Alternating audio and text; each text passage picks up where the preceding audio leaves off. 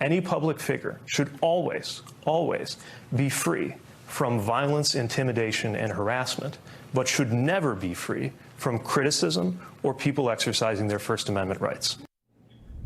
Joining me, former Congresswoman and Democratic presidential candidate Tulsi Gabbard. Nice to talk to you, Congresswoman. And do you agree with the Secretary of Transportation, Buttigieg?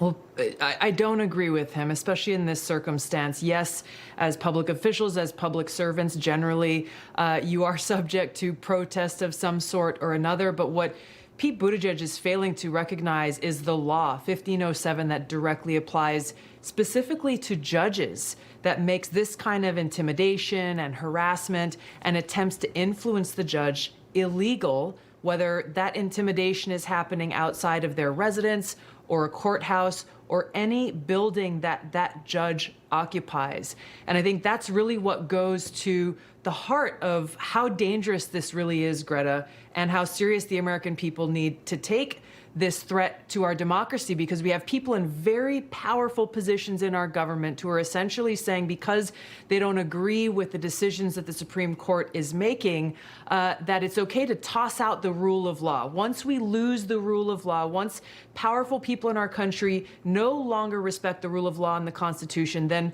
we lose our democracy. That is exactly what's at stake here. Is the Attorney General of the United States, Merrick Garland, is he vigorously protecting the First Amendment and people's right to protest, or is he making a political decision and backing off? He has said that they should be protected, but nobody's been a man who showed up in the middle of the night with a gun and a knife.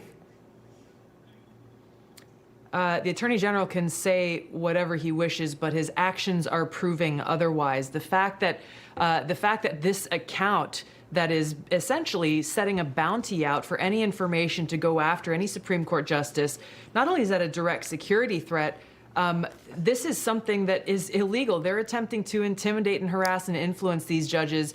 And to my knowledge, I have not yet seen the Attorney General of the United States enforce this federal law, not only to protect the safety and security of our Supreme Court justices, but to uphold the law, to make sure that this third branch of government is protected from the kind of influence and intimidation and politicizing that we need to make sure that they are independent from.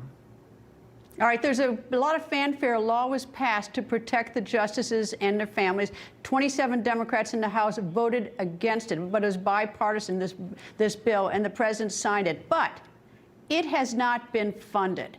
It has been passed, but without funding. What is the value of this? Was it just show at this point?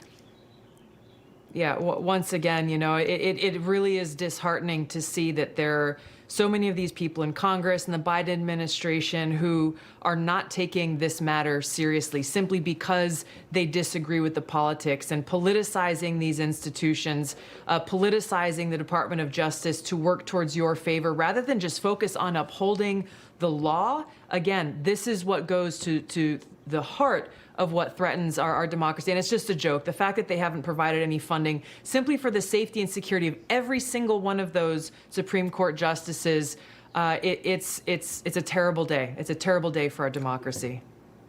For the life of me, I don't understand how they can vote to pass a bill to protect as anyone or target or a group of people or an organization, and then walk away from funding it and expect that the American people will feel satisfied that they are doing their job. It'd be one thing if they didn't vote for the bill in the first place, but to vote for it and then not fund it so that they got it. Now they may vote for it, in the next day or two, but it's been 2 weeks at least.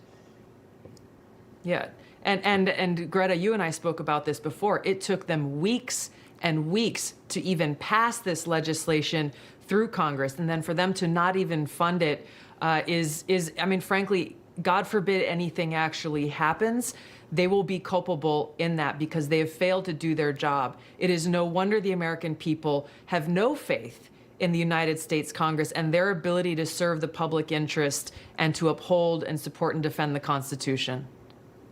All right, step away from just looking at Washington for a second. I started the show by going through a list of protests that are erupting around the world. It seems like an incredible number at this time.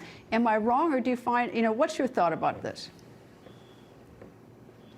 I think when you look at people who are protesting around the world, I think they're losing faith in the fact that there are leaders who are looking out for their interests. I can't speak to every one of the examples that you cited, but I think that when you look at how this administration and many people in Congress are failing to put the interests of the American people first, failing to recognize the issues that are impacting our everyday lives right here and right now, whether you're talking about inflation or rising gas prices, the ability to afford to pay your rent or your mortgage, basic necessities. I think people are just frustrated that those who they have elected to serve them are not serving their interests. Congresswoman Tulsi Gabbard, thank you for joining me. Thanks, Greta.